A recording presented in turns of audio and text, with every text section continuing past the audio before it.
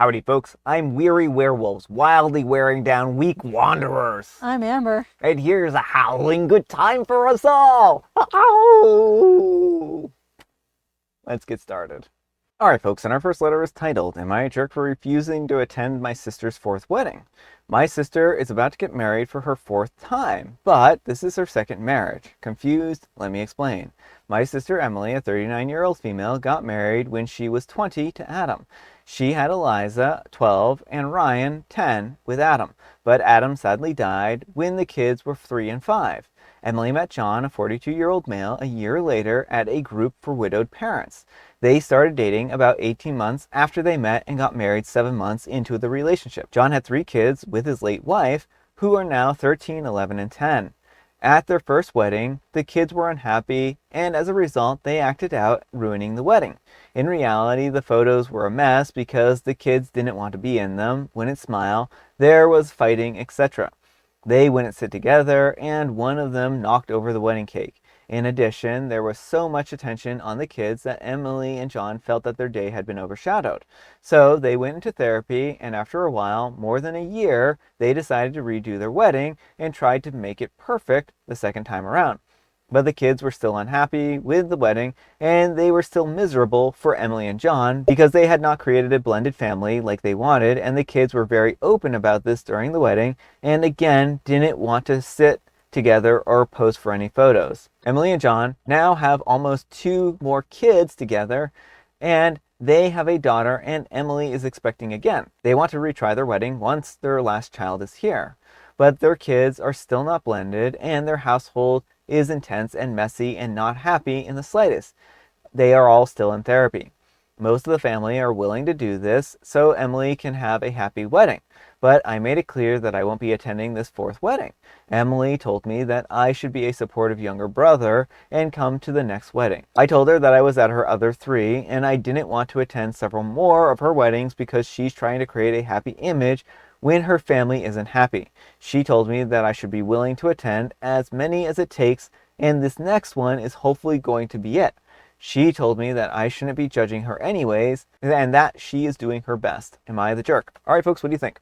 Not the jerk. I mean, she's not going to get the results she wants. How many weddings do you have to attend before she gets that message? Like, honestly, at this point in time, she and her husband should just do an elopement, the 2 of them, have the day about them, and call it good if they just want a day where that's centered on them. Why not have a child-free wedding? Well, or that too. Right? I mean, the kids aren't happy. The kids clearly don't want to be there. Hire a babysitter and have a child-free wedding. And then they won't have their cake ruined. They won't have any of the other problems of them acting out and stuff like that. And they can have their wedding ceremony in peace and quiet. Now, I understand that this might not be ideal because they want to, have the kids there as a symbolism of their blended family, but it's clearly not working in the way that they want it to, and it's only creating more and more of this expectation that they're going to get it right this next time, right? Well, and it seems like the kids aren't being heard either, and it's really unfortunate. Like, yes, it's a tough situation because the kids don't want to blend families, and they probably should have taken more time to work with the kids and help them before they jumped right into it. Like, marrying someone 7 months after you meet them is pretty abrupt. Yeah. And it seems like they never put the kids first. They just want their happy day in the expense of the kids. Yeah. Well, then another question I have is how much mourning have the kids gone through, right? Because 7 months isn't a lot of time for you to meet someone and want to get remarried and stuff like that with their parent being deceased. And this is for both sets of kids, right? Mm-hmm. Both have lost parents. And that's a really hard situation because probably neither one of them want to have their mother or father replaced by this new mother and father figure, right? And so it's likely that this is part of the reason why they are resisting this so much, because they just, feel maybe that they're not being listened to, like you said, and rushed into this arrangement. Right, because it just seems like the parents are so focused on having a happy family and aren't listening to the kids' concerns at all. And that's the problem with a lot of these times is when people go into family therapy with the idea that it's just going to blend the families and everyone's going to be happy and it's going to be great, but they're not willing to take their kids' wants and needs into account. But let me know what you folks think. So anyhow, take care and good luck. And Special Respond 7372 says, not the jerk. 4 weddings is ridiculous, especially when 3 of them are to the same person. I hope they're not expecting gifts for their wedding. Also, why do they continue to have children at the wedding when they ruin it? Just have an adults-only event and leave the kids with a babysitter for the day. And 2, where in the world is all this money coming from for 4 weddings? And OP replies, they want the wedding to be a symbol of the family that they're trying to make and want it to be. They are borrowing money, and big one are loans. I'm pretty sure they had a mountain of debt after the first wedding to each other. Well, that certainly isn't great. I mean, certainly you can spend your money on whatever you want, but doing it on a luxury like this every few years just doesn't seem tenable. No, and it doesn't seem like it's going to be good for their financial future of the family in the long run, especially since they keep having more kids. Yeah. And Logical Difference 529 says, literally the definition of insanity, but honestly, is it a big deal to go, get your free meal, have some drinks, and dance with family regardless of the insanity behind it? And OP replies, yes, because it would still cost me money, and I don't want to keep spending money on repeating weddings that are going to keep being repeated. Alright folks, and our next letter is titled, Am I a jerk for refusing to let my coworkers take over the fish tank my employer allows me to keep in the office? So buckle up folks, this is rather intriguing. I've been allowed by my employer to keep a small aquarium at my desk, which is something that I'm really passionate about. I'm a big fish enthusiast and enjoy maintaining the tank, ensuring the fish are happy and the environment is balanced. It's a small, peaceful hobby that brightens my workday and has become a conversation starter in the office. Recently, a few of my coworkers came up with the idea of turning my tank into a sort of office fish project. They want to add a new fish to the tank and have everyone be able to vote on which species we should get. They're suggesting a range from goldfish to guppies and even more exotic ones like chinchillids, which I think are clearly impractical for the tank of its size. They think that it's a fun team-building exercise and that we could all pitch in for maintenance. Here's the problem, the tank is mine. It's allowed by the company specifically for me to manage, and I've put a lot of care into creating a balanced, healthy environment for the fish that I already have. Most of the species that they're suggesting don't belong together or require different care than what I've set up. For example, goldfish are cold water fish, while my tank is currently a tropical one. Plus, the idea that everyone in the office would help take care of this is unrealistic. Maintaining a tank properly requires more knowledge than just throwing some food in once a day. I've explained my concerns, but they're all brushing it off, saying that I'm being overly protective and that I'm taking this too seriously. They think that it's just a little fun project, but for me, it's more than that.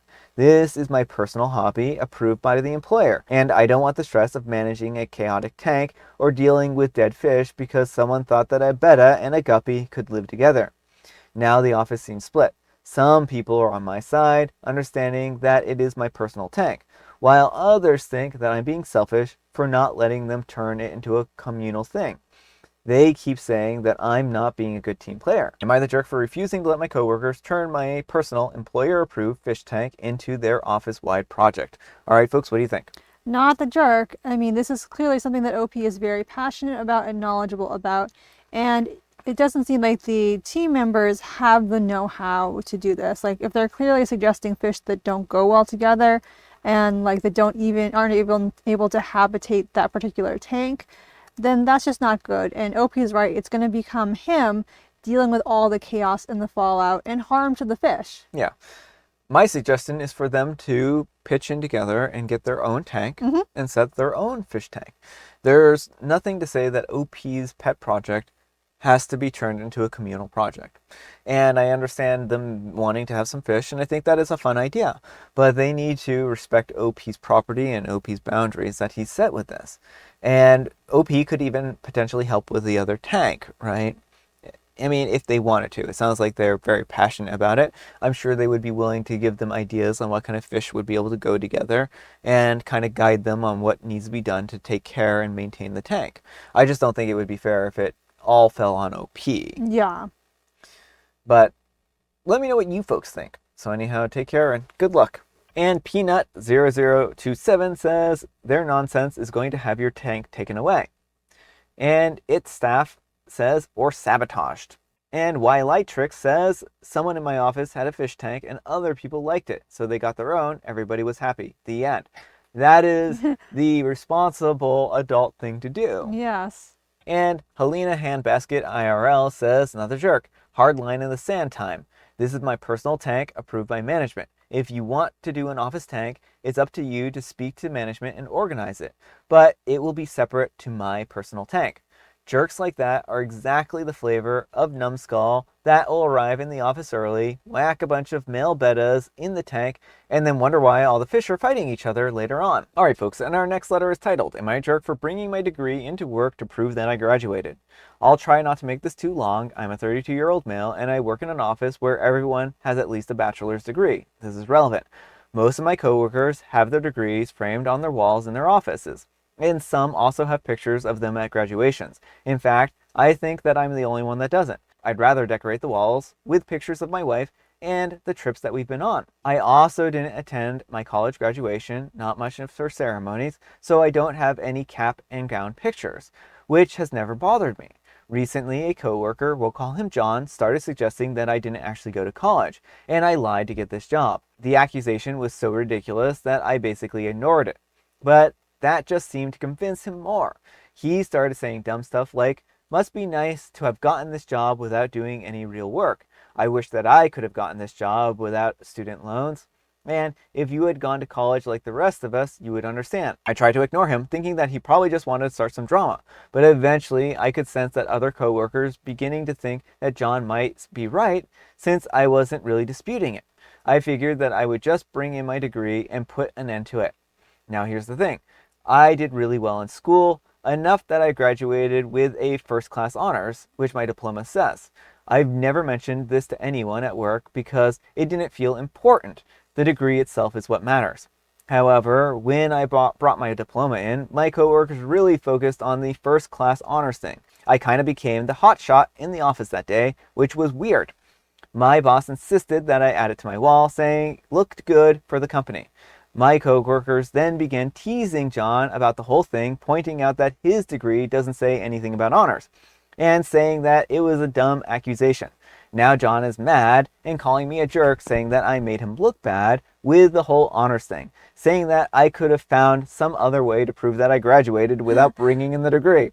So am I the jerk for bringing my diploma in to work to prove that I graduated, making John look bad? All right, folks, what do you think? Not the jerk. I mean, first of all, he made a really poor assumption. Like, I don't know that I would put my degree up in an office. Like, it just doesn't feel that important. And like him, like, I feel like the memories, like, I'm glad I have my degree, of course, but I feel like the memories I make with my family and friends are more what I want to look at during the day. Yeah. And so this man made a judgment just based on the fact that OP didn't have a degree on his office, doubled down, and then gets mad when OP brings in his degree. Yeah, I mean, I understand the idea of the prestige, because sometimes it can make the office look smart or whatever, right? But people should respect you based on the knowledge that you have and the experience that you have. It shouldn't matter what you have hanging on your wall, right? And the fact of the matter is that if the requirement for this job was to have a bachelor's degree, then it's absurd to assume that somehow OP faked his transcripts in order to get this job, right? Because a lot of these jobs, if a degree is absolutely required, they'll require your transcripts as well. Yeah. And so I think that this person, they really had it coming. And I think that they're absurd here, being like, you should have figured out some other way to disprove me, right? OP could have, if they had just left it alone and not continued to harass OP about it, then this wouldn't have been a problem in the first place, right? Right, but instead they were making issues for OP at the job. You know, the other coworkers were getting suspicious. It could have really made OP's work life bad. Mm-hmm. And like the company may even have like requested to review his transcripts all over again, and, you know, made more of a hassle for him. Yeah. But let me know what you folks think. So anyhow, take care and good luck. And Purple Mars Alien says, info, what sort of industry do you work in where people hang their diplomas on the wall? I spent my career working with many people who have many advanced degrees, and I've never seen anyone hang their diplomas in the office. To be honest, I've had several, and they are probably in a box in the garage somewhere. And Opie replies, we work in urban planning. I honestly think the whole diploma on the wall thing is pretty pretentious and dumb, which is why I never did it until this drama. And Lewis525 says, not the jerk. John stuck his foot in his mouth, leave it there. Be proud of your accomplishments. Don't downplay your accomplishments for people that want you to seem small. Hang it on the wall. All right, folks, it is tea time. Grab your beverages of choice. I've got some tea right here in Amber. She has a joke. The other day, I felt like royalty at the dentist's office. They put crowns on my teeth. But at least they didn't put a crown on your head. And I have make a mint. All right, folks, that's all the time we have for today. Thank you so much for watching. Happy Manic Monday, folks. I hope your Monday is off to a great start. Amber, we need some kind of moral advice and or guidance. And please, have it as though you are a wandering phantom. Ooh, I am the phantom of Opie's sister in the first story, doomed to wander until I get my happy wedding. That's right, folks.